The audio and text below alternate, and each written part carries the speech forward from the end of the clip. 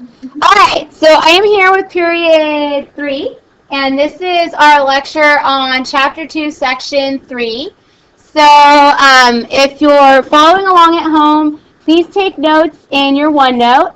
And what we're going to begin talking about is the text focus on page 31. And we're going to be doing over to you. And so you can put your answers in your OneNote right here. So going to the textbook, the question is way up here. Looking at the world around you, where do you see the greatest evidence of sin? People putting themselves before God. So this chapter is looking at the origin of sin and evil. So when you look at the world around you, what's the greatest evidence of sin? What are some examples? Yeah. Human trafficking. Woo! Human trafficking. How do you spell trafficking? I-N-G? Yeah. All right. Human trafficking. What else? Anyone else? Yeah. Rape. Rape. All forms of like any child abuse,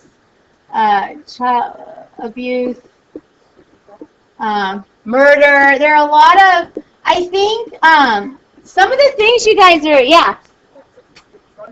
Drug abuse. A lot of the time when we look at the greatest examples of, oh yeah, sorry, I didn't see it. Oh yeah. So a lot of the biggest examples of sin in our world especially have to do with people hurting other people. Rape, human trafficking, drug abuse is sort of hurting yourself, but drug abuse also always hurts other people. So we have all these examples of sin in the world around us, and it begs the question, why that we started with last time, why is the world so messed up? So going to our PowerPoint, that's what we're talking about today, is the nature of sin. So let me do full screen. What are you guys laughing at? That picture's not normal. Oh, yeah, it is a weird picture. So, yeah, it's probably some kind of graphic thing. I don't know. So, we talked about the sin. Okay. We talked about Adam and Eve's sin. And now we're talking about sin more generally. Sin means that we choose ourselves over God through acts of selfishness, pride, and mistrust. And we reject God's love and plan of goodness for the world. Notice here, when they're defining sin, they don't say that sin is disobeying God. They don't say that sin is not following church teaching. That's how, those are sort of that's how we sort of act out sin, but deep down, what sin really is when we reject God. That's what Adam and Eve did. So Adam and Eve sort of are this symbol for all sin. When they reject God, when the first parents reject God, they sort of stand for all of us, because that's what we all do when we reject God, when we sin. We reject God's love and plan for us each and every time. So sin turns our desire to become like God into a competition against God. And every human person is capable of sin. So again, what is sin at its heart? Another way to think of it is if God is here, whoa, and every person is capable of sin. Sin is always freely chosen, and you always intend to sin. That's one of the things you're going to learn about more, I think, junior year, about the formation of your conscience. So it is a universal experience. And again, the true nature of sin is this idea of walking away from God, of rejecting God's plan. And that was what I was going to draw on the board, sort of an arrow going from one direction to the other. When we sin, it's like you're walking away from God. You choose to separate yourself from God by making choices that hurt your relationship. So another way to define sin, so if you're taking notes, I would like you to take note on this. Another way to define sin is breaking your relationship with God and with others, because all sin is relational. So if you imagine if you were If your parents told you you couldn't go out and you snuck out of your house, what would that do to your relationship with your mom? What would it be like when she caught you? It would be, you would have mistrust, and then it would be awkward, and then it would really be hard for you to earn that trust back, and the relationship changes. And so it's the same way with God. When we sin, it hurts God, and it changes our relationship. And also, sin, like many other vices, the more you sin, the easier it becomes to do the next sin. The easier it comes to do a greater sin. And the more you sin, the farther you walk from God. Now, God will always welcome you back. He's always calling you back. But the problem for human beings is if you walk far enough, sometimes it's hard to find your way back. So that's why we don't want to get into this cycle of sinning, because we don't want to walk so far from God that we can't see His light. It's always there, but sometimes it's hard for us to find. And there's a reason for that. It's because of this idea of original sin.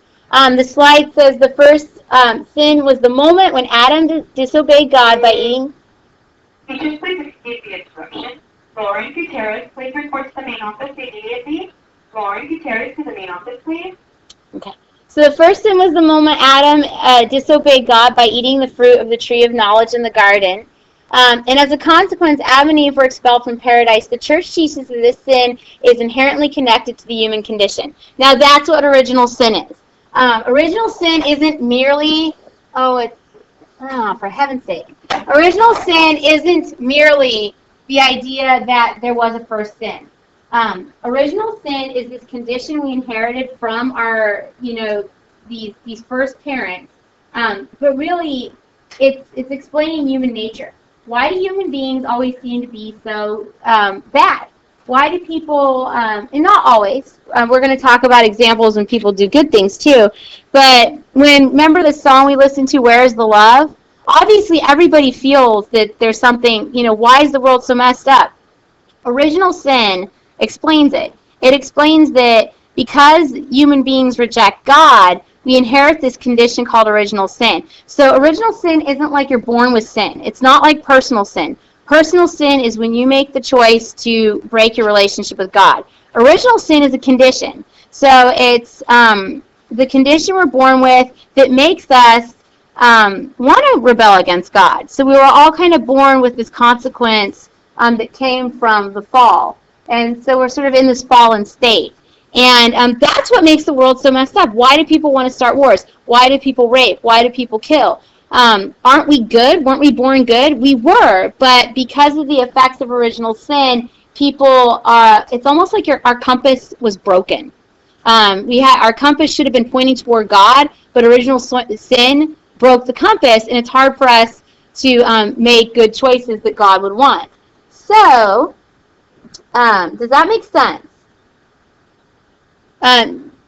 Now, you also got to put in the aspect of free will. So sin is always freely chosen. So when bad things happen in the world, it's not because, God did it. It's because human beings chose to do it. And then if you ask the question, well, why would a person hurt a child? Part of the reason why people, do such horrible things is because of original sin. It sort of it broke us. We're broken. But it's not unrepairable. Grace and baptism can help us overcome the effects of original sin. So the sacrament of baptism cleanses us from Adam and Eve's original sin and restores our relationship with God. So when you get baptized, that's why we baptize infants, as it says here. They've not committed any sin. They're being given the gift of grace so that they can overcome original sin. Now, does that mean once you're baptized, you're never going to sin again? No, because grace isn't like magic. It's not like fairy dust and then I'm going to put this on you and you're never going to sin again. The way grace works is in cooperation with ourselves. So if we continue tapping into the grace we got upon baptism, we continue overcoming the effects of original sin. But if we don't continue tapping into that grace, then it's not going to have that same effect on us. Once you're baptized, you're only baptized once. The original sin is forgiven forever. But if you want to continue to grow in grace, you have to continue to go to Mass and participate in the sacraments.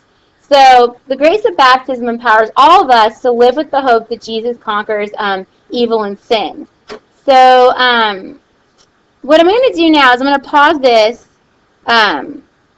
for now, and I found a really good video by Father Robert Barron that explains these ideas, because this is extremely important. So I'll put this into on Moodle for the absent people, but I want to show you the video because I cannot stress to you how important what we're talking about is. When you go to college, you're going to meet people, and they're going to challenge your faith.